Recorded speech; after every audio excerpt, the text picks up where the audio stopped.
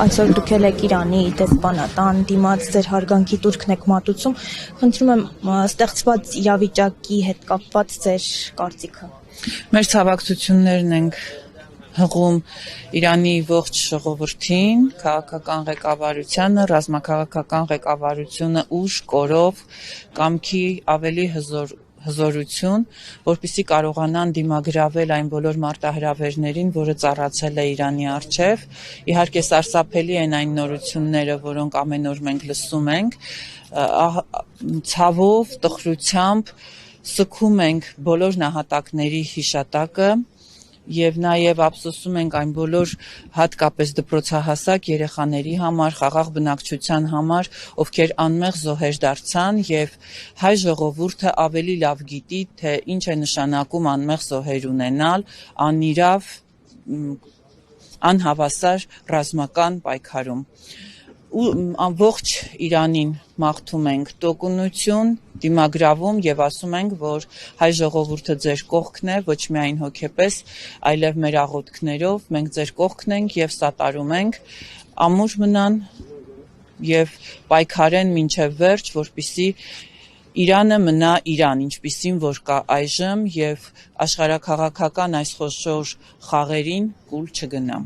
Տեսեք, մինչ հարևան Իրանում պատերազմ է ընթանում, որը շատ ուղիղ կարող է նաև Հայաստանի վրա ինչ-որ հետևանքներ ունենալ, Հայաստանի իշխանությունները մարզերով են պտտվում, եգիպտացորեն կարկանդակ են ուտում և այդ ամենը հանրայնացնում են, ինչի հետ է սա պայմանավորված, արդյոք չի հետաքրքրում նրանց հարևան երկրում տիրող իրավիճակը։ Այս ամենը գուժում է, որ Նիկոլ Փաշինյանը ավելի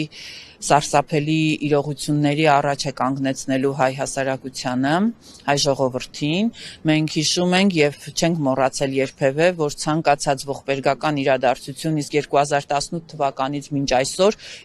ողբերգությունները, մարդկային սարսափելի կորուստները մեզ համար կարծես թե դարձել են օրինաչափություն Նիկոլ Փաշինյանի ղեկավարած Հայաստանի Հանրապետությունում։ Ինքը վայելում է իր կյանքը, ինքը վայելում է իր մանկության երազանքը, հազիվ ունի հնարավորություն տաք կարկանդակ ուտելու վաղ առավոտյան և իրականացնում է իր մանկության երազանքները։ Ես կգնահատեի այս քայլը անտարբերություն, պարզապես ժողովրդի ուշադրությունը շեղելու հնարավոր միտում։ Իսկ ինչ վերաբերվում է կարկանդակ են ուտում կամ եգիպտացորեն են ուտում, դե սոված անկուշտ մենք հիշում ենք, որ Գյումրիի փողոցները չափչփելիս ինչպիսին էր այս թափառախումբը,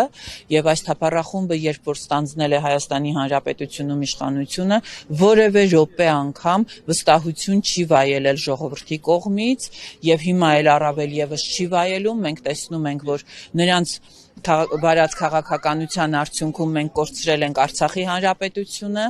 և ցավոք սրտի նաև արդեն Հայաստանի Հանրապետության ինքնիշխան և սուվերեն տարածքի կորուստների մասին ենք ամեն օր տեղեկանում, մարդկային ահռելի զոհեր ունենք, անմեղ զոհեր, 44-օրյա պատերազմի տասնյակ հազարավոր զոհեր և հաշմանդամ մնացած երիտասարդներ։ Անհետ կորածներ, մեր ռազմաքաղաքական վերնախավը այս պահին գտնվում է Բաքվի, ասել է թե թշնամու բանտում, իսկ Նիկոլ Փաշինյանը անտարբերությամբ իր կարկանդակն է վայելում, փորձում է մյուսը նշանադրվել, մյուսը իր կյանքը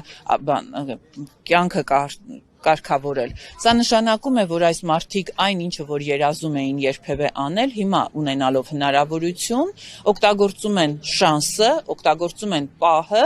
որպեսզի օգտվեն հնարավորինս։ Իսկ ինչ կլինի Հայաստանի Հանրապետության հետ, սարսափելի է, բայց մի օր էլ բունկերից պետք է արթնանա և հայտարարի, որ ինքը ստիպված էր Հայաստանի թուրքական վիլայետ ստորագրել, դարձնել Հայաստանի Հանրապետությունը և արդեն որևէ բունկերում իր ապաստարանը կգտնի Ադրբեջանի Հանրապետությունում։ Այս ամենի մասին է գուժում եգիպտացորենային և այդ կարկանդակային սիրախաղը։